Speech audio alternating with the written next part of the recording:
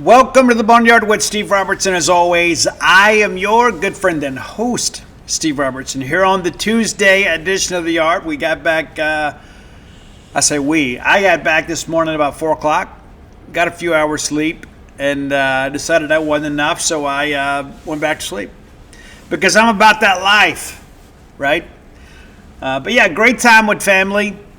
Basically what we did is just rented a cabin up there in northwest Arkansas, Missouri, southwest Missouri, I guess is where it would be. I don't know. I just pay for everything. But yeah, it was a great time. And I was the last to get there and first to leave. It's just kind of how life is. It's what we signed up for. But it was good to get away for a couple days. Now we're back. You'll get a Boneyard today, Wednesday, and Thursday. Yeah, so you're going to hear a lot from me. We got to kind of wrap up the year tomorrow. We also got to look ahead to the bowl game on Thursday. So a lot to cover, a lot of Boneyard. You're going to get your 3 shows. Even when I take a little time off, I've got responsibilities to each and every one of you. And we plan to meet those responsibilities. But, yeah, it was great. Great to be together. We don't get to do it enough, you know. And Dana and I said that backing on the driveway. I was like, we don't do this enough. And we should do it more. It's just difficult to get everybody together. Everybody's got careers and families and things of that nature. You got to take more time for yourself. But reality of it is, it was a great time. We also went to the it was an escape room. It was escape code there in Branson, Missouri. And it was supposed to be 90 minutes. Their most difficult course, so we got done with like 20 minutes to spare. Yeah, and that included a victory lap. But, yeah, it was a lot of fun. A lot of fun. Went and had some pizza afterwards, and then I left from there and came home. And one of those wild things, too, right? You get so used to the interstate system. And the GPS took me off the interstate system. I guess there was a wreck or something on 40. So I appreciate that, because until what time I would have got home had I not had the GPS. You know, nowadays, if somebody took GPS away from us, nobody could get anywhere. You know, you couldn't get to work on time, couldn't get to Walmart.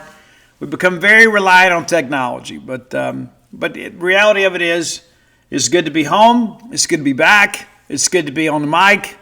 It's good to be with all of you. We have a busy week in front of us. We have a full show today. We'll have a full show tomorrow. But as we begin to kind of think about what's next, there's still plenty left for us to cheer for. As you guys know, we're going to begin SEC basketball play here within the next several days, and we'll wrap up the 2025 college football season by the end of the week if you're Bulldogs. And so a lot to address today. But no matter where you are today, I hope you're doing well. Hope you're doing well, and hope all of those you love are far from harm. That's the thing that being around family does. It makes you appreciate the fact that you can get everybody under one roof, and you can just kind of enjoy kind of catching up with everybody. I don't think a foul word was spoken the entire time. It's just so great to be together and to be around my grandkids. First thing I did when I got there was kiss my wife and grab my grandson. Yeah, it's fun stuff, and everybody's sitting around playing, games or whatever. And then I went and sat by my oldest granddaughter and just kind of let her talk to me about her favorite TV shows and all that good stuff. And so rejuvenated, recharged. Probably need to get a good night's rest tonight so we can be ready to roll tomorrow. But it's important to take some time to just kind of reset, because like in their minds, I'm not Steve Robertson. I'm not even Steve.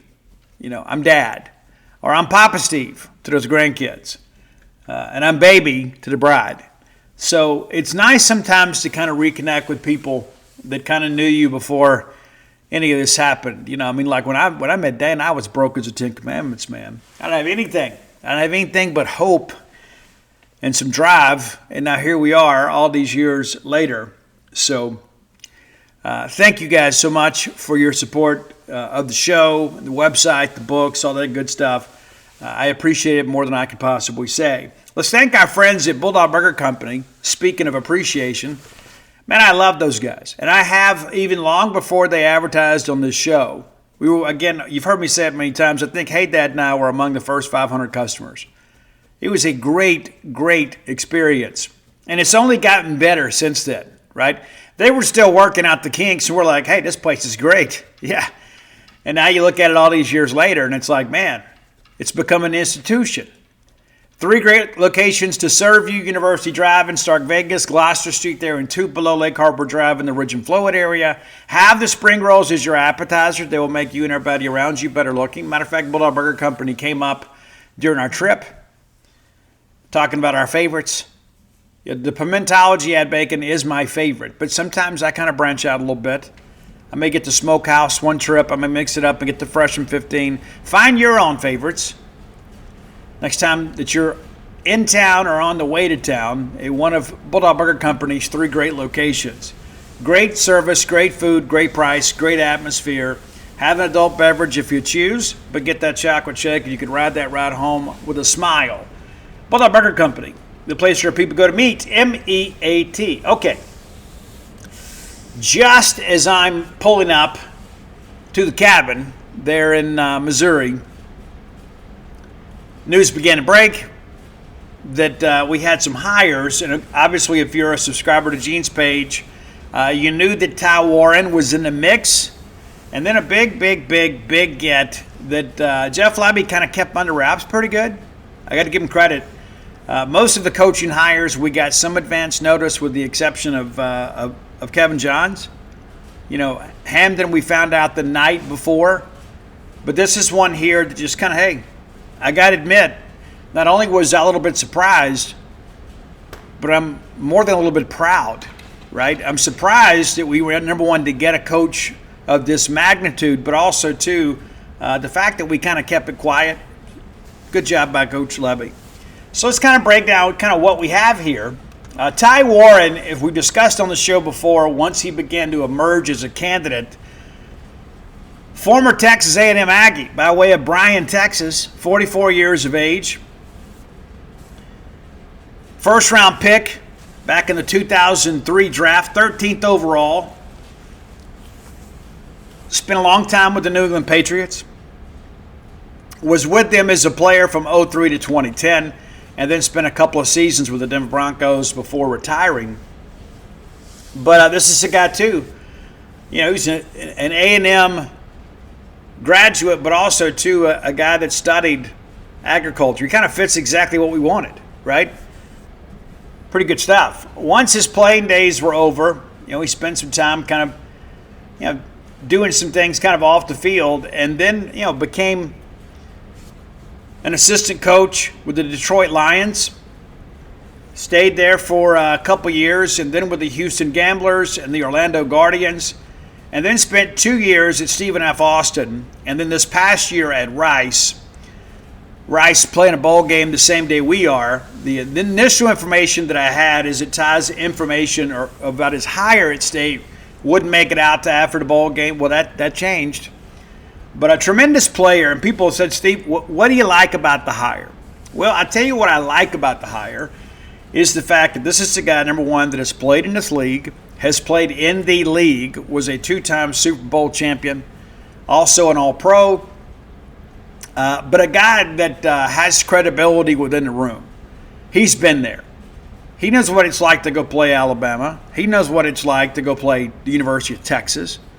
He understands what that's all about. And yes, I get it that A&M wasn't in the league back then, but you understand my point. He understands big-time college football. He understands the demands on college athletes. He also understands what it takes to get to the National Football League and stay there and to play at a high level. So I think in that respect, yes, a lot of credibility. Now, what do I not like about the hire? Well, he's never had to recruit in this neighborhood before. Let's be honest about that. Rice and Stephen F. Austin not going head-to-head with Auburn and LSU, right? So that's an aspect of this. Now, the flip side of that is your director of player personnel and that staff does a ton of recruiting, and then your coaches kind of do the relationship building. We've kind of talked about that here as of late. Years ago, like Dan Mullen had to kind of get to know 12 quarterbacks. You didn't have a price tag back then. at least not legally, right? Cam Newton may say otherwise, but my point being is I think recruiting is probably easier today because a lot of this is about pricing, right? Okay, we're willing to spend X amount of dollars on certain positions. And so then you go begin to get a group of candidates within your price range, and then you start building relationships. You don't go waste months and months and months building a relationship with a guy only to find out later he's out of your price range, right? It's just a different dynamic these days. And it sounds funny to even say all that kind of stuff. But so I'm not overly concerned about that. I think what you need in this era of college football is you've got to have great coaches.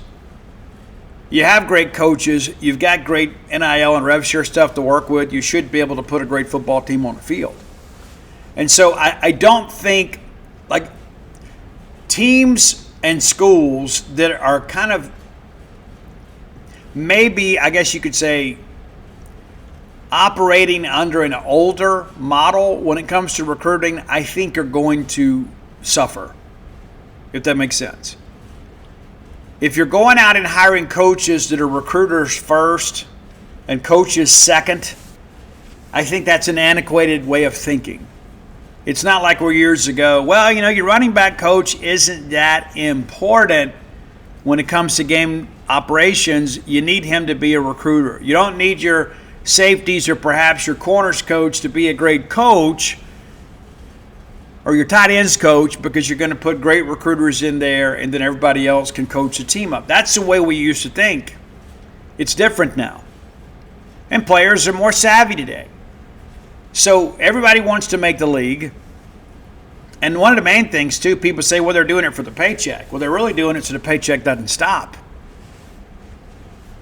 Yeah, if I'm making $250,000 in college football, then I got to go take a job, entry-level position as an associate somewhere making 50 G's. I want to put that off as long as I can. And so part of this process now is to ensure that you have great coaches that can develop players and get them to where they want to go.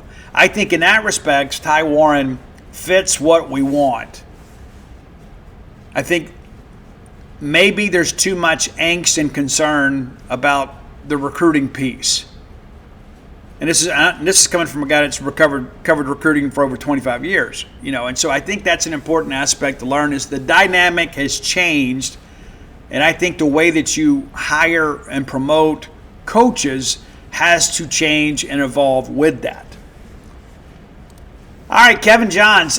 Guys, this is a great hire. I think this is the best hire that we have made on the offensive side of the football in the Jeff Lebby era. That's my feeling today. Now, I may feel differently middle of the year next year, but that's how I feel today. And, of course, the addition of Kevin Johns may mean that Bush Hamdan spends more time coaching receivers than he does quarterbacks. That was the initial thinking, but it was like, hey, there may be a possibility that things change a little bit with his positional responsibilities depending on how the rest of the staff comes together. Well, getting Kevin Johns, a guy that knows how to get it done, man, incredible. Played at Dayton. He was the quarterback for the Flyers, and then he went to work in his hometown as an assistant coach at, I'm sure I'm going to butcher this, but Pequot High School in Ohio. Then he goes to Northwestern and spends 3 years as a GA. Heads to Richmond for 2 years to be the wide receiver coach of the Spiders. Goes back to Northwestern, spends a couple years coaching running backs. Then remains with them, becomes the wide receiver coach and the recruiting coordinator for 2 seasons. And then his last 3 years working with wide receivers and was the passing game coordinator. So could be a scenario where he and Bush are kind of collaborating on both ends of this. We'll see. Leaves Northwestern, and from 2011 to 2016, he's at Indiana. Kevin Wilson, co-offensive coordinator, wide receivers coach, and then quarterbacks, wide receivers coach, co-offensive coordinator responsibilities. After things changed there, he joins Coach Tim Lester at Western Michigan for just a year. Then he heads down to Texas Tech as part of Cliff Kingsbury's staff there. and the whole staff got fired. Then he goes to Memphis for 3 seasons. Then he ends up being the offensive coordinator and quarterbacks coach at Duke for 2 seasons. Goes to Oklahoma, is an off-the-field assistant, and then becomes the co-OC and quarterbacks coach in 2024, and then spent last year at Oklahoma State. So, interesting dynamic. Of course, he's coached with a lot of people that you guys know. Coach with Mike Elko, Coach Fitz at there, Pat Fitzgerald at Northwestern. So it's been around. It's been around. And so there should be no concern at all about his ability to recruit. And of course, he has not coached within the Southeastern Conference. But I would argue that, coaching in the Big Ten and Big 12 in many respects are comparable. We all know the talent level in the SEC is the greatest.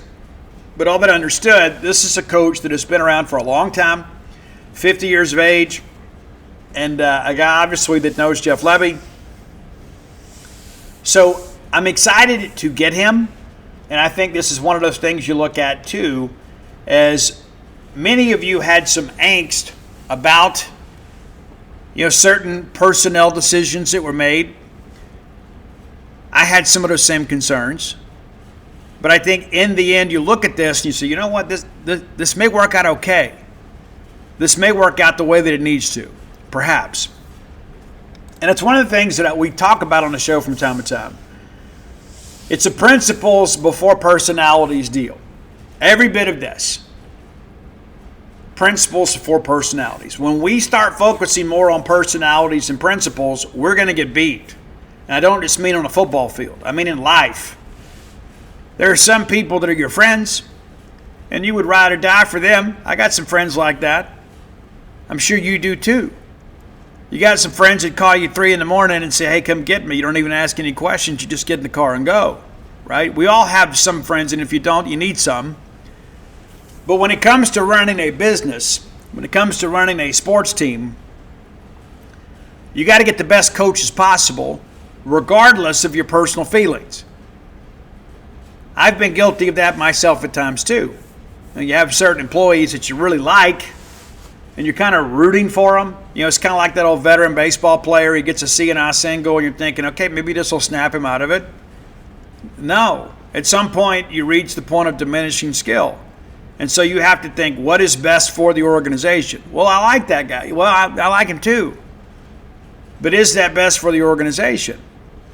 And it's so interesting, too. There were a lot of people within our fan base and within college sports and really the sports community as a whole. It's like we all want change unless it's change that's inconvenient for us.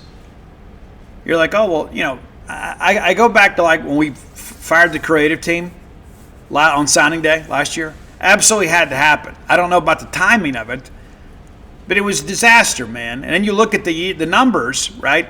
You look at the 2025 numbers over 2024, there was no comparison. We were last in the SEC when it came to social media engagement last year. But there was all this blood in the streets, man. How could we do this? How could we do that? I don't understand. And now all of a sudden you look back a year later and it's like, oh, well, it made sense. Oh, I didn't realize what a bad job they were doing. Well, that's because you were focused on personalities rather than principles. The reality of it is everybody's got a job to do. It don't matter how much I like you if you don't get the job done. I didn't hire you to be my friend. I hired you to be my social media and engagement people. I hired you to be this coach of this particular personnel group. I hired you to run the event management group on game day, right? I mean, there's all these things that happen, and it doesn't matter how much I like you. I worked for a guy named Jim Sears one time. I've never forgotten this because it really resonated with me. He said, I like all you guys, but I don't need you. I can do everything you're capable of doing. And I can find somebody else, and I can hire them and train them to do what you're doing, and perhaps at a higher level of proficiency. Then when you hear that, you take it personally, and perhaps you should. But you know what? A lot of people lend on their personalities to kind of prop up their professional performance. And we've all worked at some point, in some form of sales, or you've been around salespeople, and there's some people that have the gift of gab but can't sell anything. couldn't sell Kool-Aid in the desert. But they're nice. We like having them around. They get here early, and they make coffee before it's all ready and waiting when we all get here. They're a lot of fun, and they're good in the locker room, but they're not producing on the field. And so when we get down to the end of that, we got to make difficult decisions. I've had to fire people that were incredibly popular with my staff too. It's like, what am I paying them for? I don't need a mascot. I need somebody that produces. And those are the situations that coaches like Jeff Lebby find themselves in. And here's the thing, I don't work day in and day out with our football staff. I don't. Do I have sources in the building? You better believe it. But the reality of it is, I don't wake up every day and have to go to work with Jeff Lebby and his staff. I don't. So I don't know what happens on a day-to-day basis. I just know what happens on the football field. And at times, things happen out there. We can find some things out. But the reality of it is, Jeff Lebby, no matter how much we like him, and he is a great guy. We hired him to win football games. We didn't hire him to just go smile on a press conference and make us all feel good about wearing a state script polo. We didn't hire him just so he could go out there and tell us how he feels about the interlocking MSU. Those things aren't important. They have some level of importance, but they pale in comparison to the primary objective. Hey, Jeff, what do you think about the LED lights? Oh, they're great. Hey, what was the score? Oh, we got beat 72-0. So all those things have their place, but at the end of the day, it's about winning football games. And my loyalty is to this university, to her athletic programs, and to our coaches and players. And so when Jeff Lebby does well, that means everything else does well. And so we can't go out here and call for change and then be upset when change comes. Oh, it's not the change that I wanted, though. I wanted that guy fired. I didn't want that guy fired. I wanted that guy fired. Well, you know what? I tell you what. You go get you a degree in physical education, work your way up the ranks. Maybe perhaps one day you, too, can be the head football coach at Mississippi State. Not to say you can't have an opinion. You certainly should. And we're more than happy to let you voice that opinion over at genespage.com. But at the end of the day, there are a lot of things that happen on this campus that don't get my stamp of approval. And you know what? They happen anyway. We get so caught up in, well, this is what I think. This is what I think. You know what? I don't even care about any of that stuff. I just want to win football games. You win football games, everything else can't take care of itself. You want to sell a bunch of merchandise? Win some football games. Go to the college football playoff. We're going to sell a bunch of those T-shirts, right? Go win an SEC championship.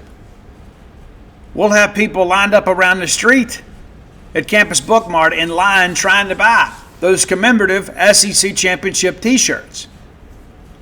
Winning cures everything. That's not to say that we can't focus on more than one thing at once, but the reality of it is Jeff Lebby was tasked with turning this back into a winning football program. Yes, we have taken some positive strides, but not enough this year. And that's fair and okay to say. And you and I both know there were some things that we all saw on the field that we weren't happy with. And sometimes some people kind of manufacture some misery too. Even though the numbers don't bear them out. Well, it's a look test, Steve. No, it's not the look test. Either they completed a pass or they didn't. Okay? Simple as that. Your interpretation of the play is of no consequence. You complete a pass, there are yards gained. You don't complete the pass, then it's second down or third and long. Right? All of that stuff matters, but none of it matters more than winning games. And so now Jeff Lebby here in year 3 was in a scenario where he needed to make some changes. We all knew what needed to happen on defense, and then for some people, well, we didn't hire the guy that I wanted. Well, go ahead and cancel your $25 a month donation to the Bulldog Excellence Fund. Okay, if that makes you feel better, doesn't change anything. Gives you a little personal satisfaction. But I support Jeff Lebby and what he does. Doesn't mean that I agree with everything. You know what? There's some decisions that I would have made that he didn't. And there are some decisions that he made that I don't agree with. But at the end of the day, he's my coach. I'm a Mississippi State guy. I want Mississippi State to do well. It's so interesting too. It's just kind of like the whole political spectrum, right? And I'm largely apolitical publicly. I've got some very passionate private opinions about politics, but it's like when my preferred candidate doesn't win, I don't wish failure on the country or the city or the state just so I can come back later and say, I told you so. Guys, I live here, right? So what happens in the greater Starkville area impacts me. And so, Lynn Sproul's been our mayor for a long time now and ran unopposed last time, so I think this is a fair analogy to use.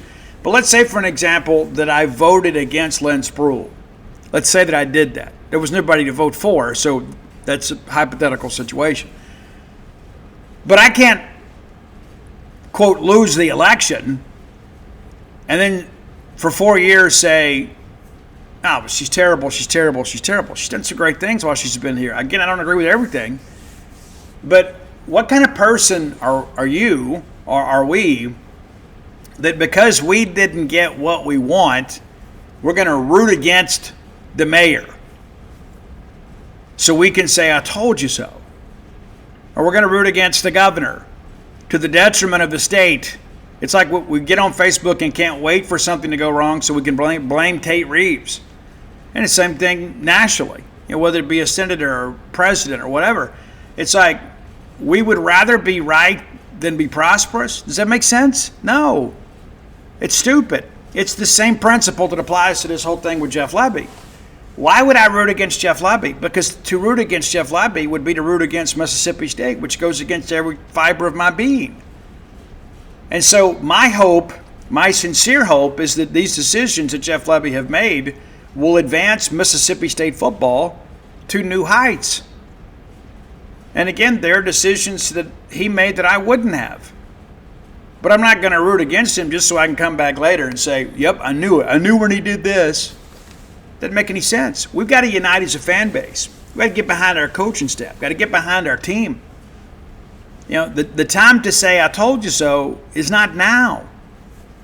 We got to unite and try to move this thing forward. This is the best we have right now. And so to pull against a coach because he fired your friend? I mean, come on.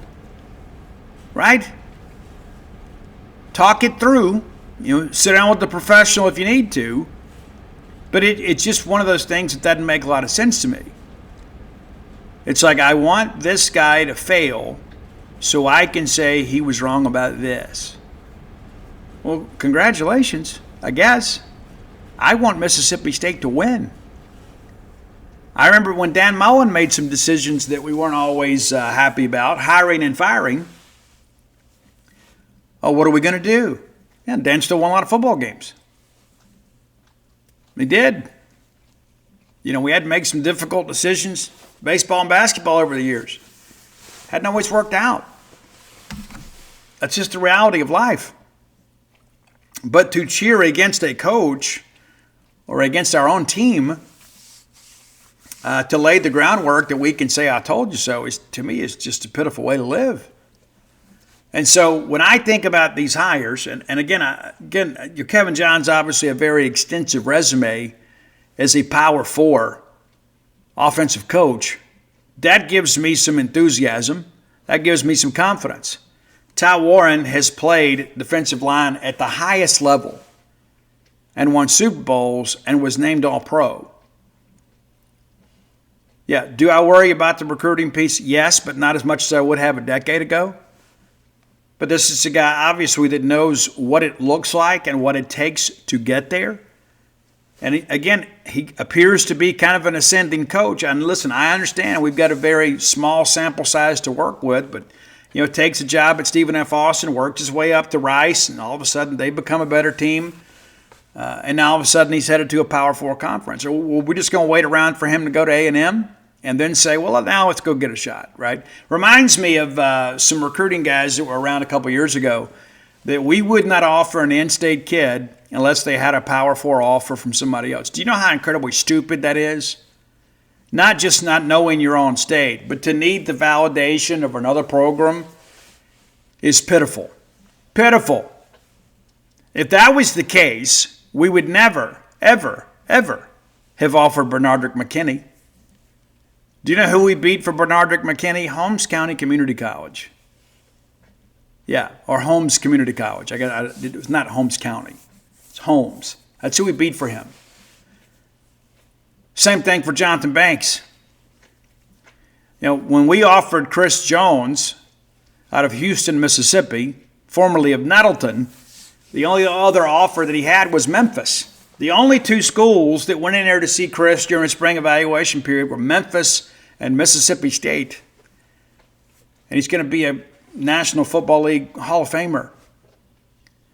And so when you go back, basically what you're saying is, well, we need somebody else to offer him. What are we scared of? You tell me you don't trust your own evaluation? You need somebody else to make you feel good about this?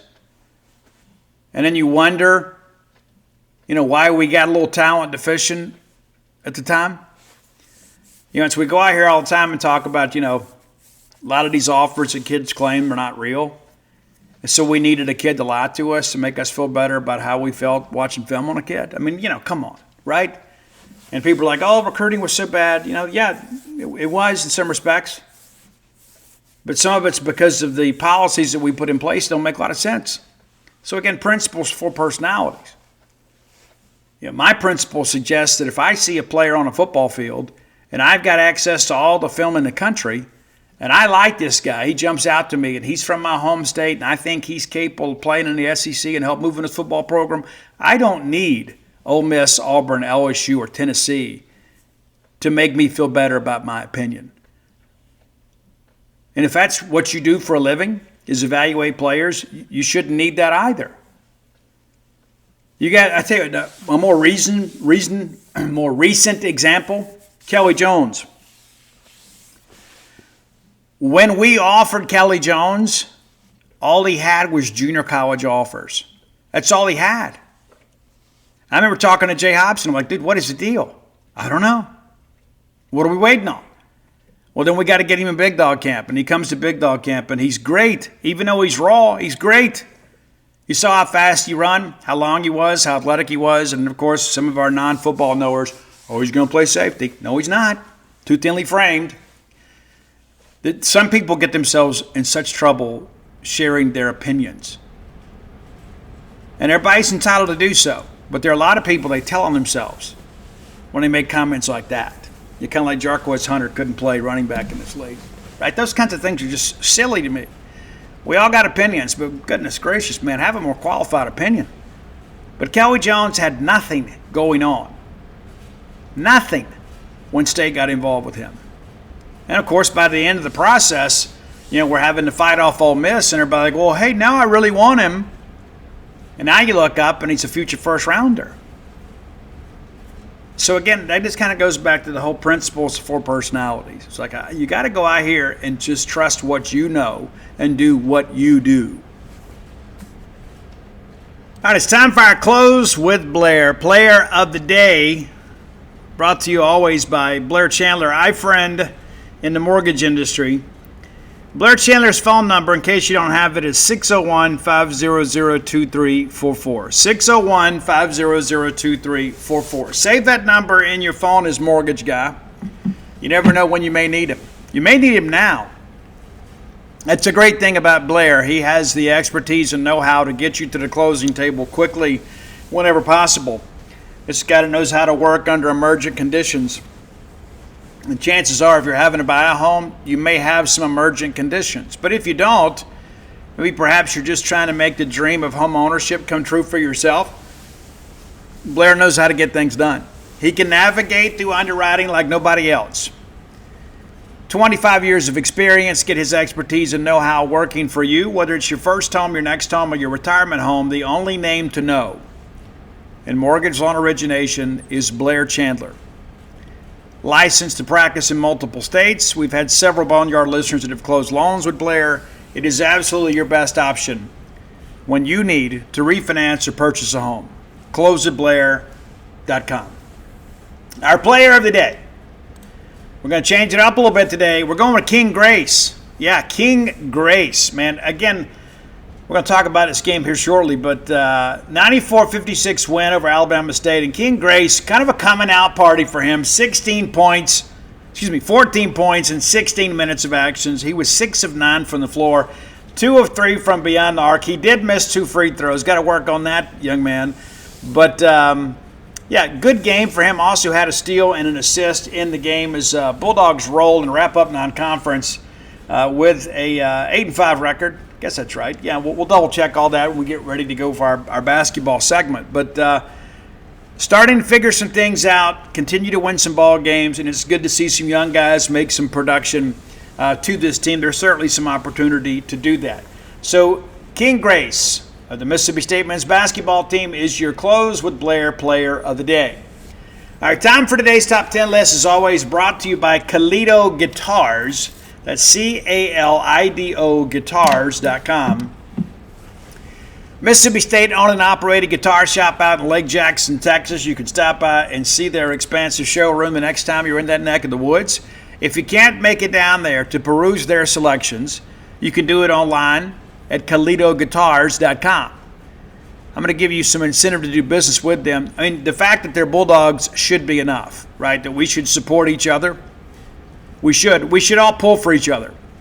But this is a great stringed instrument operation here. They specialize in guitars, but do a little bit of everything. One of you got a banjo for Christmas from Calido Guitars. Yeah, your dad listens to the show. Yeah, so you got that. We've had some others that have gotten some guitars too. I'm very happy. I'm thrilled with mine. I've got a Steve Vass Signature Original, and I love it. I absolutely love it. I just signed up too for this little guitar playing challenge. Like little tutorials they give you every day for like a week, and you can work on that stuff. You know, not just kind of plucking, but to actually play certain things. Yeah, trying to expand the horizons a little bit. Perhaps you do too. Maybe you've been a dabbler in guitar playing before, but now you're ready to be a real player. Well, you need a real guitar shop to help you do that. That's CalidoGuitars.com. Promo code BSR stands for Beautiful Steve Robertson. You can use it over the phone. You can use it in person. You can use it online. It gives you an incredible array of discounts. Right out of the gate, you get a 10% discount off their already low prices. You get free shipping. You get no sales tax unless you live in the great state of Texas. And there's going to be a 5% donation made to the Bulldog Excellence Fund based on your purchase price. So whether you're looking for a beginner guitar, an intermediate guitar, or a professional grade guitar, you can find that. You can.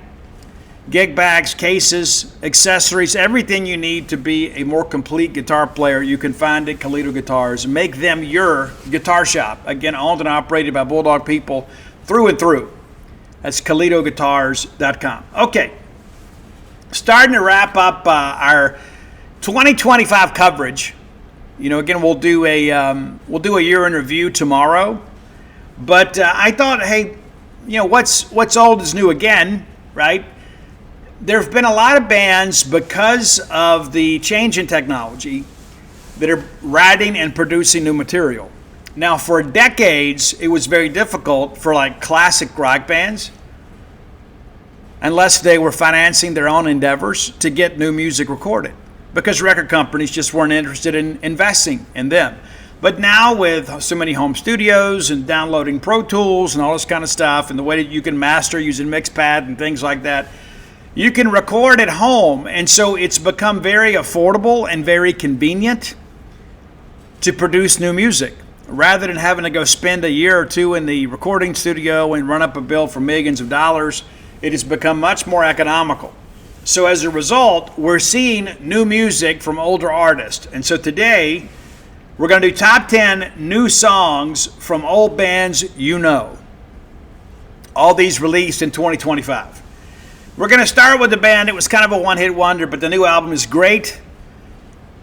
You know, The Darkness kind of hit your radar towards the end of the MTV era. You know, I Believe in a Thing Called Love. And right now, many of you are already, oh, Steve, I forgot about that song. Yes, go ahead and put it on when the show's over. But The Darkness has a new album, and it's really good. I mean, it's really good. Of course, there's a little of that silliness that goes along with The Darkness. My favorite track on the new album is called Knockers. It's true. I admit it, it's true. Knockers, number 10, From the Darkness. Now, everybody else in our list is going to be a lot more classic rock, okay? But I wanted to kind of plug in the darkness there. All right, number 9, Glenn Hughes, a guy that has worked Deep Purple, worked some with Sabbath. It's a lot with him. Glenn Hughes, new album from Glenn this year. Probably my favorite track on that album is My Alibi, and it's a rockin' track, right? I mean, to me, it almost sounds a little Whitesnakey, to be honest with you. All right, number 8, Styx. Yeah, new music from Styx this past year. Another concept album, big surprise there. And you got James Young and Tommy Shaw back with the band. Everybody Raise a Glass, and it's a little bit of a kind of a throwback, but it's a concept album. I think there's maybe 10 tracks, 8 to 10 tracks. I can't remember. But it's basically about the rise of technology kind of taking over the world. Number 7, it's the Washed Up album from Cheap Trick. What are they, 21 albums in now? I think that's correct. 21 albums. And Robin Zander still sounds great, right? I mean, it's not live at Budokan, but he still sounds really good, especially for 72. And I listened to a podcast here recently. That's one of those things that didn't exist. Like when I was in high school, you didn't have like the old rock star. Like the old rock star was completely done. They were like a nostalgia act, but they'd made their money. They didn't get out and tour anymore. Cheap Trick is still out there. We saw them at Rocklahoma a few years ago. Thanks, Mark. But here they are with a brand new album. Again, the change in technology, the change in resources. And I'm glad a lot of these bands are kind of saying, hey, we don't just want to be a nostalgia act. We're willing to play the hits, but, we've still got some fuel left in the tank. So we're going to go with 12 Gates off the Washed Up album from Cheap Trick. Number 6, and it's hard to call this band classic rock, but this year they've released a new album with the classic lineup, and Dream Theater. Mike Portnoy is back with the band. I remember when he left for Avenged Sevenfold, people were really upset. Of course, Al Petrilli, who was a former guitar player with Alice Cooper, kind of one of the driving forces behind that band.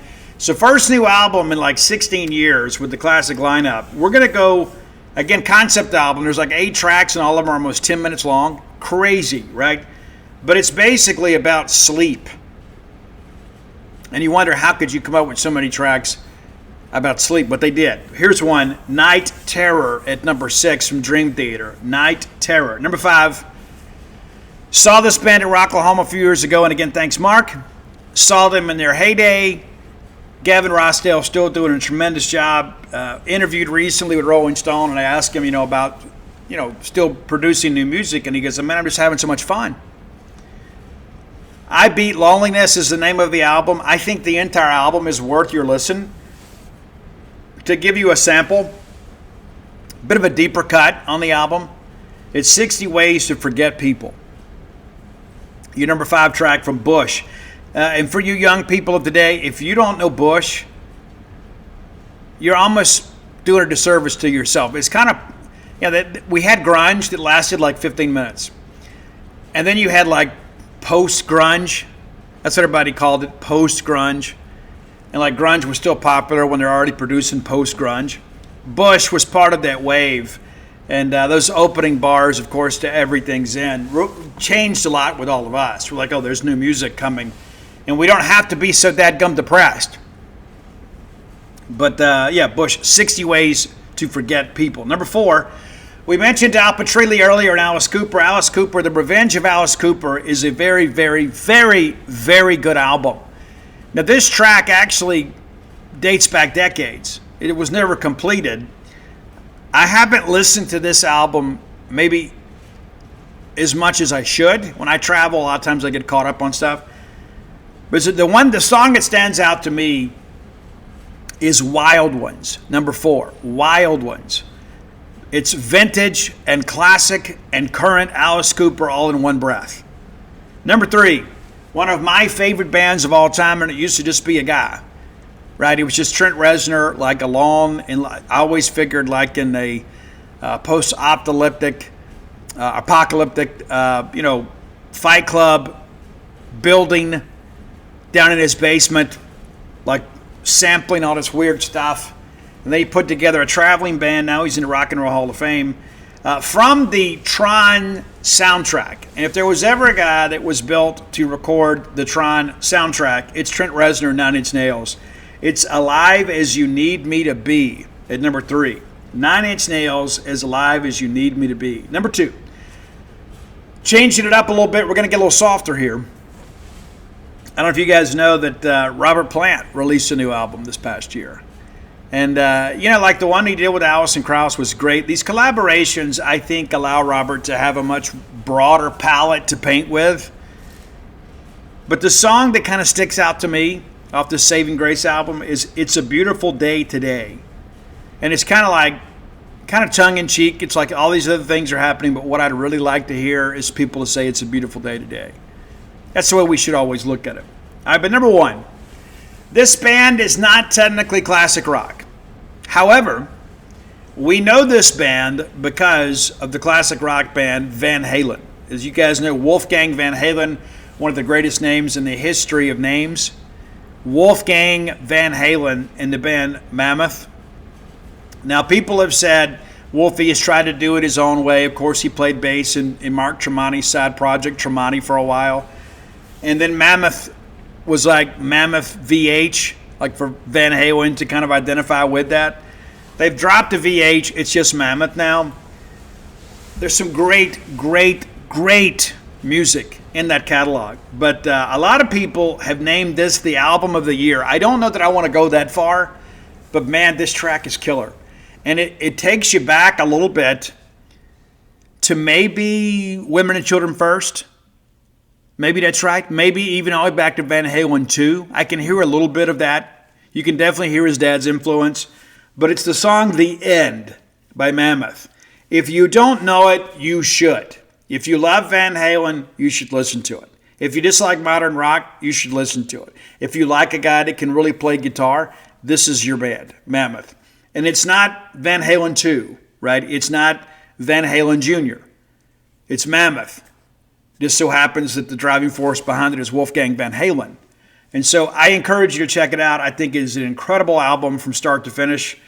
If you enjoy rock and roll, right? Maybe not an overproduced sound, maybe more of a classic sound with maybe a little more modern advancement, that this may be for you, right?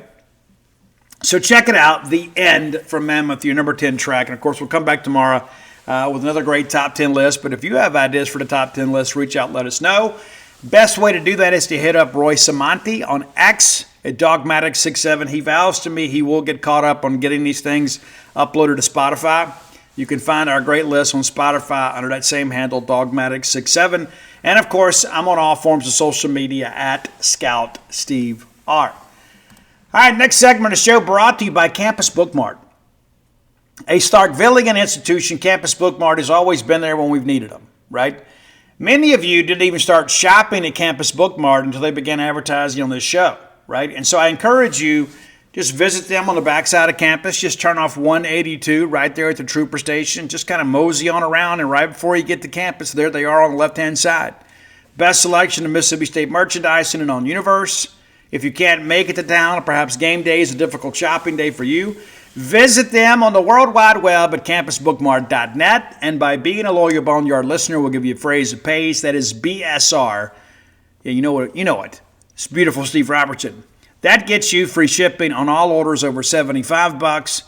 Any order less than 75 bones, absolutely incomplete. You know as well as I do, there was that one or two things you didn't get on your Christmas list that you really wanted. It doesn't mean that you had a bad Christmas, but there was one or two things you were kind of banking on and not wanting to buy just because you thought somebody else may get it. Well, they didn't. Let's go ahead and take care of that, okay? Let's go ahead and take care of that. That way we can really enjoy Christmas, right? We don't have to focus on what we didn't get. We can focus on what we got and the fact that our needs are met. A lot of needful things at Campus Bookmart. All right. We'll start with the men. We'll get to our basketball section today. We'll go ahead and jump into that. So we'll start with the men's game, even though it happened after the women's game. But no surprise here. Is the Bulldogs take care of Alabama State 94-56. Let's be honest. This thing was over at the half, and then Alabama State kind of hits that desperation three to close the half. Yeah, we were actually at eating pizza, watching that when it happened. But Bulldogs lead by 18, and then they get 20 plus in the second half, or they're plus 20 in the second half to win 94-56. So kind of looking at kind of what we did here, we held those guys to just 28% shooting and 26% from beyond the arc, and they were right at 68% from the charity stripe. Josh Hubbard leads the Bulldogs with 22 points in 24 minutes, and that's one of the things I love about games like this. Josh is the only guy that played more than 20 minutes in the game. And, he's kind of the Energizer Bunny anyway, like he wants to be out there. But I like the fact that we're able to get a game scheduled like this, you win it big, and you're able to get a lot of playing time and kind of get your guys' legs under them a little bit before we get into SEC play. Achor has kind of been hot and cold with State. Better night last night, 11 points in 19 minutes, yanks down 8 rebounds, makes all 4 of his free throws, pulls down a couple of offensive rebounds as well. Did turn it over 3 times, but did have a pair of blocks.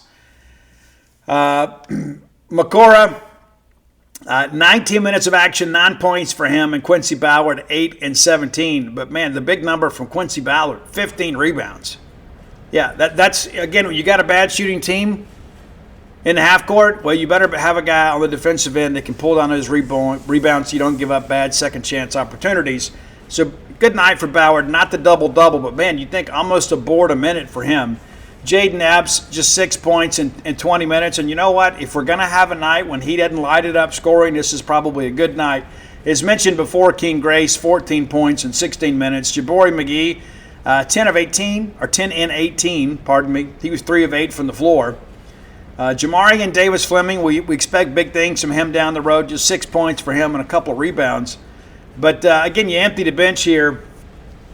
Have a couple more guys to get into the scoring column. Brandon Walker hadn't played as much as of late. He has 5 in 9 minutes. Amir Ali, Rams home 1-3. He was 1 for 5 from the field. One of those, obviously, a 3-point basket. Sean Jones did not score but played 18 minutes. And then Delquan Warren got in for 14 minutes, also did not score. But the Bulldogs, the team, shoot 53.6%, 40% from beyond the arc, and just a little bit better than Alabama State at 71%. From the free throw line, 50 points in the paint, 13 off turnovers, 20 second hand chance points. That's where that offensive rebounding comes in. 14 on the break, 38 off the bench. State was only tied in this game twice.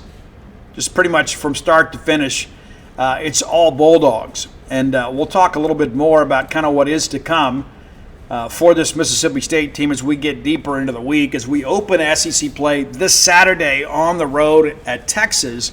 So on Thursday, we'll kind of preview that game and kind of get you ready to go as the Bulldogs get ready to open SEC play. And again, if you look back at the beginning of the season, if I told you we're going to be 8-5 at the end of non-conference, you would not be pleased with that. But we have won 4 games in a row. It appears that we're maybe starting to figure some things out. We've only played in 1 true road game, and we won that game on the road at Utah. So we'll see how things play out. And obviously, going on the road to play anybody in the SEC is going to be difficult because right now, all hope springs eternal. Like everybody's going to be there. I don't know how many of them will be back. But when you go on the road in this league, especially in January, you tend to see some big crowds, because everybody thinks their team is going to make a run in the SEC. So, again, we'll talk more about that on Friday. But, very kind of excited that we're starting to play much better. And, again, I said when all this first happened, I trust Chris Jans. I don't know how much I trust the team. I am beginning to develop a measure of trust with this team as we're starting to see some guys begin to kind of elevate their play. Ladies wrap up non-conference play 13-1 as expected. Samford just not good. I mean, I'm just going to say it for what it is. There's no point sitting here trying to romance this thing. It's 112-54 in the final, but, man, this game was pretty much over shortly after tip-off. Stayed up 13 after 1 and then 25 at the break, and then you come out of the half. Rather than relax, State has their most productive scoring quarter of the game, 38 points, outscoring by 23, and then you just kind of cruise the rest of the way and let the bench get emptied out a little bit. Samford drops to 6-10. Of course, your Bulldogs 13-1, and we still contend we should be 14-0, but perhaps maybe we learned a little something on that road trip to Lubbock. Kaylee Yarborough, we talked about her in the preview. She does lead Samford with 14 points in the ballgame. Outside of that, not a lot to really cheer about. Aubrey Blankenship had 9, and Brianna Rivera had 9. Talked about her being a three-point marksman. She shot 9 and only made 3, so right at 33%. But, again, the ladies doing a nice job here. They hold Samford to right under 31%, and we knew that they were going to shoot a lot from beyond the arc. They were 11 of 40. So 40 three-point attempts hold them just under 28%. They didn't shoot the free throws exceptionally well either, right at 60%. But on the women's side of things, Favor Nwadazi, 30 points in 24 minutes and 10 rebounds. When we signed her, I don't think we expected this on a more as consistent as it has been. She is consistently giving you a double-double. And it's been a long time since we had somebody who could really dominate the paint. Maybe since Tierra McCowan, to be honest with you. Jayla Lampley, 24 points in 27 minutes, 10 of 12 from the floor. That dog will hunt every day, and a perfect 3 of 3 from beyond the arc. She also pulled down 10 rebounds. Lampley and Nwadazi both honored by the SEC today. Madison Francis, 23 points in 25 minutes, and again, 10 of 14. And so much of this came down low, right? We didn't have to shoot a lot of threes, didn't have to. Chandler Prater with 10. So 4 players in double figures. Destiny McFall, not one of her better nights, but she has 8. Yeah, and then Carissa Richardson off the bench has 9 in 22 minutes. And we get a little bit deeper here, let everybody play a little bit. Sanaya King had 25 minutes. I believe that is her most extensive action. Did not score. But, again, good to see everybody out there. 59% from the floor are your Bulldogs, and right at 47% from beyond the arc, 8 of 17. I don't know how many of them after the first quarter were meaningful. Maybe to the player themselves, but didn't factor into the ball game. State shoots almost 80%. And again, 64 points in the paint. 19 off turnovers, 28 second chance, 16 on the break, 17 from the bench. State led throughout. There was just no question about this from the beginning. So how do we feel at this point about the ladies? You know, I think we have taken care of business probably as well as we could have possibly hoped. We're going to play on Thursday against Auburn in Humphrey Coliseum, 6:30. We'll talk about that on Thursday's show. We'll preview the Thursday game on Thursday's show, and then we hit the road to Norman on Sunday. So right out of the gate, we're going to have an opportunity to play a game that we should win against an Auburn team that is improving with the new staff. And we got to go to Oklahoma and play against a top 10 team, and we'll see what we've got. So we're going to learn a lot about our team these first 3 weeks of SEC play, because outside of Auburn, everybody that's going to tip it off against us in the next couple weeks, top 25 teams. We talked about the road trip to Norman. Then we come home and play Tennessee. Then we're at Ole Miss, who's 15th. Vanderbilt comes in here, and then Kentucky. So we're going to have to bring a great effort these first 3 weeks. These first 3 weeks, in many respects, may kind of define the season. It's because of the fact it's kind of part of how it all works. All right, let's get ready for our final segment of the show. Brought to you by the Stark Vegas Clubhouse, the best place to stay in the Golden Triangle, bar none. We have stayed there before, stayed there last year for New Year's. Somebody else is staying there this year for New Year's. And I can tell you, just like from our experience there and our experience this past weekend, I think I want to do this every year. Right? I think I just want to get everybody together under one roof so we can enjoy being together. I beat Ani in ping pong. He beat me 3-2, but he dominated everybody else. And as an OG, I don't have to work the circuit. I can just go play the champ, and that's kind of what we did. But it's those conversations that take place during the game. It's the conversations when you're sitting around playing apples to apples. You're playing some cards, watching the latest episode of Stranger Things as a family. We did all that stuff. You need to make those kind of memories with your own friends and own family. Visit the Stark Vegas Clubhouse on their Facebook page. Just Google Stark Vegas Clubhouse. When you do, the Facebook page auto-populates. And you can have a chance to look at all the pictures available to all the amenities available to you and your guest.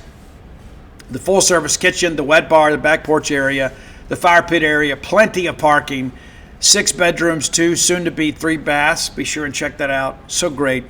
Just 5 minutes from the Mississippi State campus. You can do your tailgating right there. It's at the old renovated Country Club Clubhouse out past the Highlands off 182. Very conveniently located, but kind of tucked away in a quiet part of town. So plenty of peace and quiet. We'd like for you to keep it that way too. But your best option to get everybody under one roof in the greater Starkville area is right there at the Stark Vegas Clubhouse. Now, when you Google Stark Vegas Clubhouse, you're going to have some booking options that pop up. You can go with Airbnb or VRBO if you want to. Certainly, you're right. You may have a credit. But if you want to save some money, book through the Evolve website and use promo code BSR10, BSR10. Get you 10% off your stay. Again, the Stark Vegas Clubhouse, the best place to stay in the Golden Triangle, bar none. All right, let's get caught up on some college football action. It's been a few days since we've been together. As you guys are well aware, last Saturday, kind of an interesting game. Virginia beats Missouri 13-7, and the ACC was looking at an 0-4 day right in the face, and Virginia really did a nice job of not letting Hardy get off, but I thought Drinkwitz made a mistake too. I guess, halfway through the fourth quarter, Hardy had 12 carries. He ends up with 15 carries and 89 yards. I don't know if he wasn't 100%, but Virginia wins the game 13-7.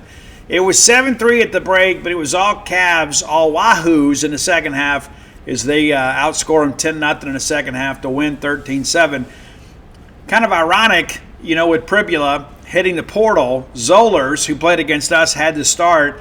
He gets knocked out of the game on third down.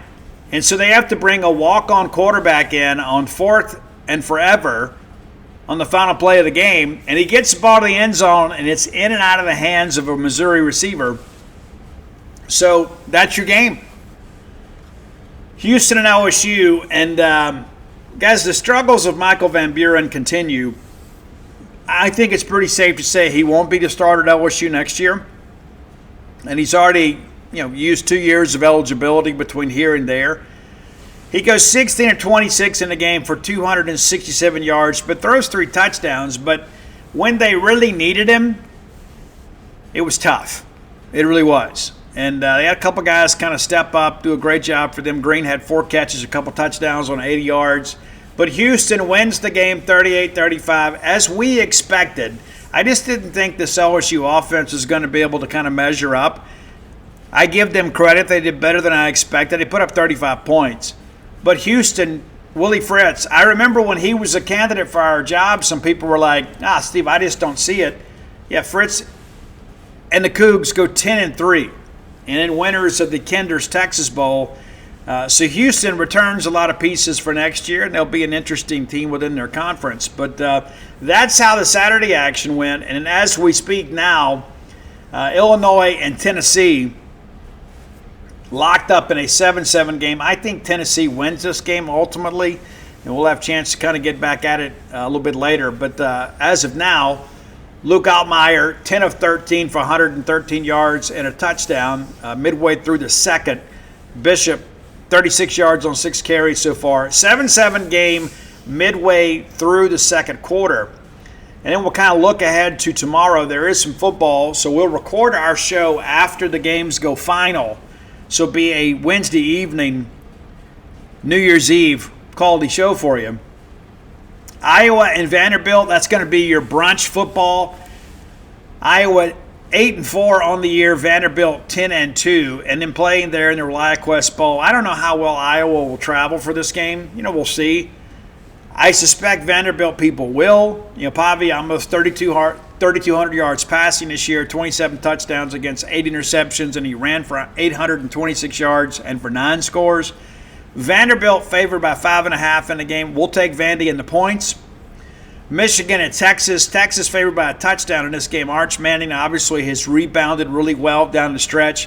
24 touchdowns against 7 picks. Wingo, of course, the most dangerous punt returner in the country, as we can personally attest. He has 50 receptions this year for 770 yards and 7 touchdowns. I guess Wingo doesn't do much punt return these days, but my mistake. But I like Texas here with all of the turmoil in Michigan. Of course, they go out and get Winningham, but that's not going to save them this week. I don't know how much Michigan will travel to the Citrus Bowl. Maybe they've already bought their tickets and they were excited to go, be in a warmer climate for a while. But I like Texas here. I just think Texas has too much offensive skill. I think Michigan has had a lot of chaos, and chaos traditionally doesn't work well when it comes to games like this. And, of course, on Thursday, and we'll talk about this more on Friday, on Thursday, you got playoff games. Alabama and Indiana, Ole Miss and Georgia. I will probably record earlier in that day. And so we'll give a little more time to kind of preview those games. And then, of course, we'll talk a lot more about State's matchup with Wake Forest. But that's how things kind of stand as we go. But should be a very interesting week of college football. I think that's a fair assessment to say. You talk about what's left. There's just a lot going on. Miami and Ohio State. How do you feel about that one? I like Ohio State in that one. Oregon and Texas Tech. I think that could be one of the funner games.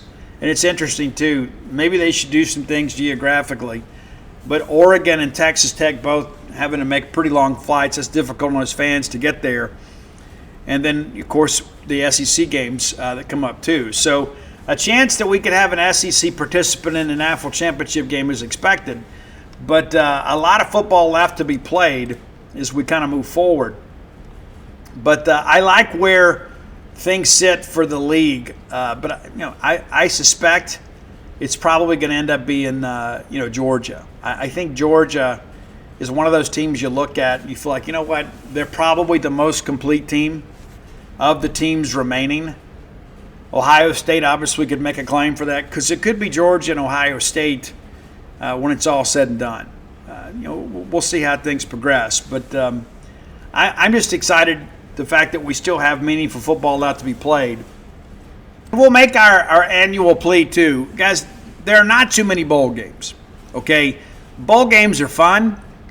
Bowl games, you get matchups you don't ordinarily get. And, yes, I know some guys opt out of the bowl games, and so you never know the matchups you're going to get. We're dealing with some of that stuff, too. But the reality of it is it's our team, right? It's our team playing another team, and I don't really care who they are. I just want to win a game and look good doing it and get some juice going into the offseason. You guys, I know, feel the same way. But I love the fact that we get so much college football, and during these that stretch between Christmas and New Year's where we have no clue what day it is, we can watch some major college football and watch some games that really matter. And at the end of the day, they all matter, right? They matter to all the participants and to all the coaches. You don't think they matter, let your coach lose a bunch of bowl games in a row and then tell me it doesn't matter. Well, yeah, it matters. It absolutely does matter. But there's so much happening kind of around the league right now. I think everybody's kind of trying to figure out, what does next year look like? And, of course, now we're having a ton more players announce their intentions to go into the portal. That's going to open up on January 2nd. And that's important to understand, too. Our recruiting staff, as we shared with you guys and on Gene's page in advance of Jeff Lebby's comments, our recruiting staff and player personnel people will be in Starkville to begin to go ahead and start setting up visits. As you guys know, everybody's got an agent these days. And as Jeff Lebby said, he expects to get off the plane and have visitors waiting for him as they come in on Saturday. And so that'll be a travel day for us, but we'll keep some staff here as well to kind of keep you updated on that sort of stuff as things roll in. And, of course, I've got a mobile phone so I can call if I hear something and make sure that it gets reported on the message boards. But chances are what I will do after the game at Charlotte is just go ahead and come on home. Or at least I'll get the majority of the way home, and then we'll see how things go. You know me. I mean, I don't drink a lot of coffee, but when I do, it's very effective. And so we'll do our best to just get on back as soon as we can. But in the event that ends up being a full travel day for us, we will have full coverage for you of all the happenings in and out of the portal And as we begin to learn about visitors and things of that nature, and it's all going to happen very, very quickly. And the portal declaration period is very, very short this go around, but also too, you got to begin to think about enrollment. So getting those early visitors here and getting them committed requires some due diligence on the front end. You need to know what guys are expecting to make. You need to understand what they can do for your team. So you've got to do your advanced scouting. You don't just wait for January 2nd. Oh, well, this guy's in the portal. Do we want him? Let's go look at his film. You spend all day doing that, and then by the time that you make the phone call, he's already got visits set. So you're doing some advanced knowledge seeking right now because so many guys have already declared their intentions of entering the portal. So as soon as that happens, somebody on the Mississippi State campus at the Silk Complex will go ahead and download those videos and cut that up, and we'll begin to make some decisions that, hey, if this guy officially goes into the portal, we're going to be on him right away. And there'll be a lot of guys, as you guys know, that'll announce January 2nd. They've already sent their paperwork in. And so your compliance people have already been working too, entering people into the portal, but it's all going to be activated on January 2nd. So that morning will be filled with portal entrants, thousands of them. And it's one of those things that we're all having to deal with, but it's also, there's some positives as well as negatives. And again, a lot of times I think if you weigh this thing out, the guys that you see leaving at Mississippi State more times than not have been guys that haven't made a major contribution. And so if we see, or they see at this point, this is not a good fit, then we can free up that scholarship spot and put somebody else in there, and then they get the opportunity to go somewhere else where they've got the greater likelihood of playing. And so in that respect, it's a win-win. But from a public relations standpoint, in the eyes of some of our self-loathing fans, everything is negative. But again, bear in mind, we are expecting a player or two that we really don't want to go to enter the portal. They may end up changing their mind and not entering the portal, and even if they enter, they may elect to stay. I know that we are fighting very hard on a couple of fronts right now. We're not going to put that information out there. That's not to be cryptic or to have you guys speculating, but the reality of it is it's not going to be everybody that leaves is our decision. That's just like this time last year. Kevin Coleman, we were all worried about the whole thing with Kevin, and he goes to Missouri and has a good year, but not a great year. But you know what? If we had hung on to Kevin Coleman, do we have Brennan Thompson or do we have Anthony Evans? Those are the things you got to consider too. The portal giveth and the portal taketh. And so you begin to work through this thing with Kevin Coleman and realize that you may be in a scenario where somebody had a great experience here, but they have the opportunity to go home and play for a winning program. And they may feel like, this is better for me and my family long term, so this is what I'm going to do. That's what Kevin did. As much as I hated that he left, I also understand why he left. But it's all love in that respect. But I think now you kind of understand, and again, it's just really kind of a small percentage of our fans that just kind of hang on to this because they take it all so personally when the backup holder declares he's going in the portal, a kid that wasn't even on scholarship, because it's all about the dollar. Well, no, it's not. For him, it's about trying to get an opportunity to get a scholarship, maybe. But that's what happens. We have a lot of casual fans that have some very strong opinions that aren't rooted in fact, and we're not unique in that respect. And that's one of those things that you kind of work through all of this. We take what we do very seriously. We do our best to try to give you guys information as best we can, as accurately as we can, and as soon as we can. And sometimes we don't always win. That's just the nature of things. It's a highly competitive market, and I would suggest that our market is probably not as competitive as some others. Can you imagine how competitive it is in the Alabama and LSU markets, right? With so many different media entities working, and everybody's got different levels of sourcing. And so there's always somebody that's going to break something, right? It's just a different dynamic, the way things work. And so for these next couple of weeks, it's a very important stretch for Mississippi State. I would say the next 3 weeks are probably the most important of the next year when it comes to Mississippi State football. Number one, you've got the bowl game, right, that you need to win and finalize this year on the right foot. and just kind of go ahead and build some juice and a campaign behind Camario being a generational quarterback, and that helps you in the portal. And then the players that you sign in the portal, and they're not all going to be wall bangers. We're going to have some back of the roster guys too. We're going to have some guys to help us practice. We're going to have some guys play some special teams. So not everybody is going to be a, quote, difference maker. You're going to have to get some depth pieces too, because some of your depth has been eroded by some younger guys that didn't pan out the way you'd hoped, and so now they're in the portal. And so you're going to go out and get a guy like a DJ Reed. I remember last year we got him, and people were like, why are we taking this guy? He couldn't get on the field at Auburn. He only played the 1 year, right? Why do we take him? Well, DJ Reed played 12 games for us this year and was a very solid reserve. Malik Sealer was the guy that could barely get on the field at Texas A&M. Had a good year for us. Not a great year, but a good year. And so there's going to be an element of that to understand. And like I would go out there and I read, people are like, oh, we need to go get a bunch of 5 stars. Well, number one, there's only about 50 a year. And number two, those guys, if they've had any level of production, are going to command a very high asking price. If they're a former 5-star that hasn't done anything on a college level, why would you think they would do it here? Just all of a sudden they get here and have some muscadine ripple ice cream, and all of a sudden their career turns around? Doesn't always work out that way. Brennan Thompson and Anthony Evans were guys that had a pre-existing relationship with Jeff Lebby. So Jeff understood that they were probably being underutilized in previous programs. And so you bring them in, and Brennan Thompson has a chance to set the all-time record at Mississippi State in receiving yards in a season. And that's a guy that did very, very little at Texas and Oklahoma. And so that's kind of where we are.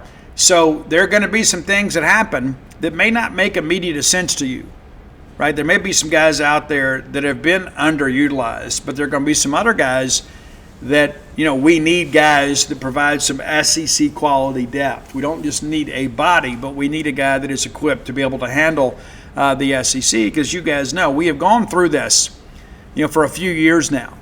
And if we just go out there and get guys with SEC level size, but without any type of production, there's no guarantee that they're going to just certainly figure it out here.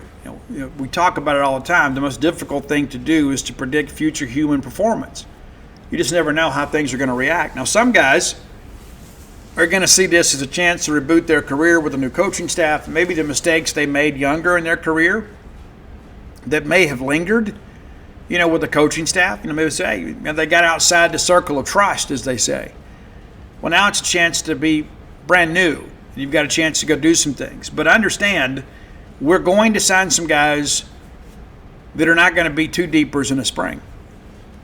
There are going to be some guys that have to be signed to kind of replenish what we've seen go in the portal. Maybe some recruiting misses. There's some guys that didn't develop at the rate we hoped. So understand that before we get started. And, of course, we've had a bunch of guys that have already declared it to go in the portal. And then once they're officially in, everybody will share these graphics like it's breaking news, and it's not. But there will be a couple of guys that go in the early days of the portal that, that may not make you happy. And so I share that with you just because of the fact we are not immune from that, but it's also not exclusive to us. There are going to be a lot of other players that do that around the country. What you're seeing at Auburn is just, incredible, but Alex Golesh is coming there. He's got to find the guys that fit his system. And if Deuce Knight doesn't fit his system, then he's got to go get somebody else. Again, kind of back to our earlier segment about principles before personalities. If I'm a brand new coach, I'm ripping the Band-Aid off in one fatal swoop. And I'm going to do things my way. If I keep a guy around just to save a couple of headlines, then I'm doing a disservice to the school in which I'm employed. I'm doing a disservice to my team and to myself. You got to go out and get your people that have been evaluated by you, that fit what you want from a cultural and a play style standpoint. So that's going to be the case for everybody around the league. I think it's going to be a wild month of January because of the fact that you just have the one portal. You don't have the benefit of the spring portal anymore. And so the news is going to be coming in all day, every day. I suspect for about 3 weeks, we're going to be working on pretty much that only. And that's what you want too, right? Because let's just be honest about it. High school recruiting has taken a backseat to portal recruiting. It has. And so we're going to stay on top of it as best we can. But as we mentioned, there's so many breaking news stories out there, it may be a scenario that, hey, we may be a step behind some other people. And more times than not, they're a step behind us. But with so much breaking, the reality of it is we're not going to break everything. But at the end of the day, once we get into the spring enrollment phase of this thing, we have an opportunity to upgrade the quality of our roster and begin spring preparations and spring workouts and then ultimately spring practice. That, in many respects, is going to lay the foundation for what we hope is a much better 2026 season. Like all of you, man, I'm tired of not being a real factor in the SEC football race. And you say, but Steve, it's been like that most of the time. And you're right, it has been. But we also didn't have the benefit of the portal. We also didn't have the benefit of rev share. We also didn't have the benefit of NIL. And yes, I understand many of our contemporaries have more when it comes to the NIL standpoint. But a lot of our other contemporaries out there in other conferences don't have what we have. And so rather than lose players to Louisville and maybe NC State that aren't maybe geographically significant to them, we ought to be able to outbid them. We ought to be able to put together a good package. We're very competitive in that respect and not lose players to them. We're going to always lose players to Alabama, LSU, Georgia. It's always going to happen. And there are going to be some unique situations at times where we win, but we shouldn't lose players consistently to schools like Louisville or Kentucky. People like that just shouldn't be. And so that's kind of where we are, and what we're trying to get accomplished is, while yes, we are better, and some teams around us are better as well, there's some other teams out there and some other programs that we have historically been very competitive against on the recruiting trail that cannot do some of the things we can do. And we need to see that happen this year. This portal class needs to be the best one in Mississippi State history. And granted, just a few years ago, it was just a handful of guys. Yeah, now it's 24 or more every year. So it's a lot of news to break, and it's a lot of news for you to absorb. And there are going to be a lot of people out there that have got a lot to say that don't know anything about these kids. And so I encourage you to do your own research. We'll do our best to kind of set the edge on things. But the reality of it is, there are going to be some players, just like last year. We ended up taking 3 guys from Northern Illinois. We were glad when we got them, and none of them made a significant contribution this year. Nave Sanders, probably the most instrumental in Mississippi State winning this year. You put him out there, and he had, of course, the big play against Taylor and Green at the end of that Arkansas game, but he was the guy that proved to be a pretty good spy for us on the quarterback side. And so a lot of these guys, Brennan Thompson, Ray Thomas, we went out and got those guys and said, hey, we need some depth. And then that's really all they did for us, was provide depth. But we never really saw any appreciable production on the field. And that's kind of what happens. Everybody rises to their own level of incompetence. That's the old Peter principle, right? At some point, everybody wants the opportunity to play in the SEC and to kind of prove their worth and maybe perhaps get on the radar of an NFL scout somewhere. But if you can't get on the field, that's impossible. And so, again, we're going to have some guys like that again this year that are kind of back of the roster guys that, we signed them with the best of intentions and the highest of expectations. But there are other guys out there that we're going to sign and say, you know what, this is a guy that fills a need for us as a special teams guy. This is a guy that can play for us in the fourth quarter, against East Tennessee State or Southeastern Louisiana and save some wear and tear on the starter. So there's a role for everybody. We don't need everybody to come in here and be an all-SEC player. It'd be great if they were. We don't expect that, though. And so understand that before this portal process even begins, you're going to have some people out there, no matter who we take or why we took them, they're going to be critical.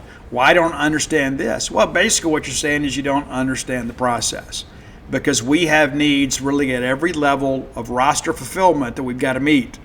We got to go get some starters, we got to get some two-deepers, and we got to get some guys to help us practice. Right? And you said, but Steve, why can't we just get the young guys to do it? Well, the quality of the scout team is invaluable. And the better scouts you get, the better prepared you're going to be.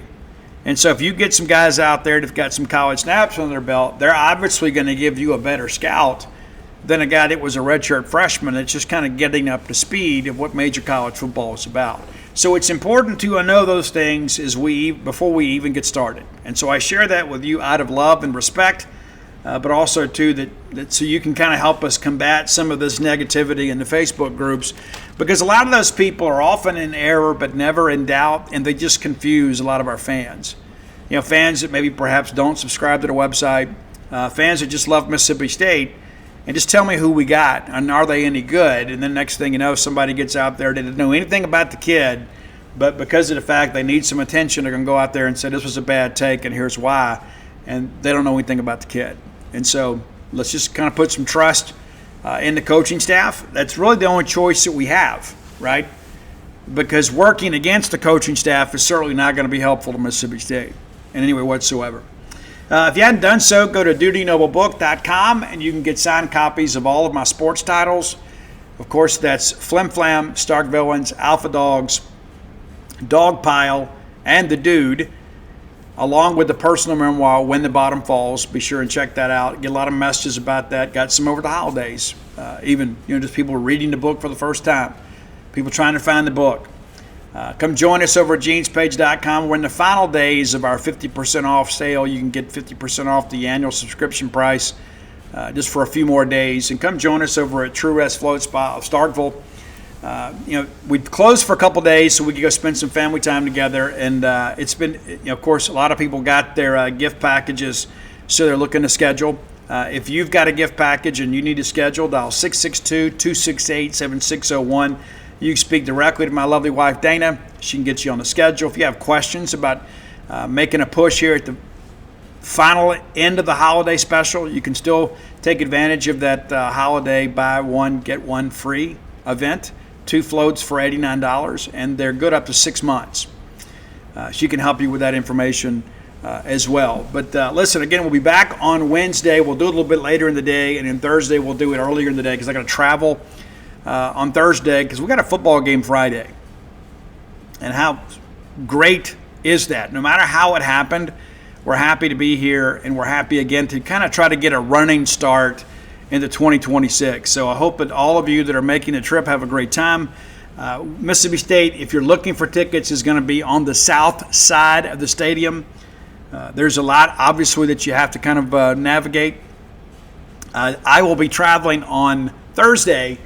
Dave Murray will already be there, and Dave will be there at the media day for both teams. So we'll have full coverage of that over at genespage.com. And, of course, we're getting ready for SEC basketball this weekend. So busy week ahead of us. And we'll tabulate it at the end of the week, I guess end of the day tomorrow on Wednesday. I forget what day it is. But over 4,000 stories this year at genespage.com. Over 4,000. Yeah, just let that sink in for a second. I remember being a kid, and there were some days we didn't get a story about Mississippi State, but you're getting double-digit stories every single day at genespage.com. We make a lot of those free, so even if you can't afford to subscribe, you should find a way to do it. But even if you can't, we make a lot of that big room content free. We want to be your Mississippi State source for sports information.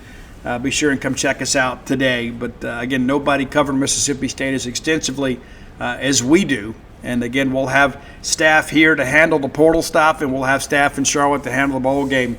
And then we'll have staff to handle the women's basketball opener against Auburn. So that's what we do and why we do it. And we love each and every one of you. And I hope that you guys have a good night. I'll be back with you tomorrow. But until next time, let's all live our lives in a way we make more friends than enemies, and people can see a difference in the way we live.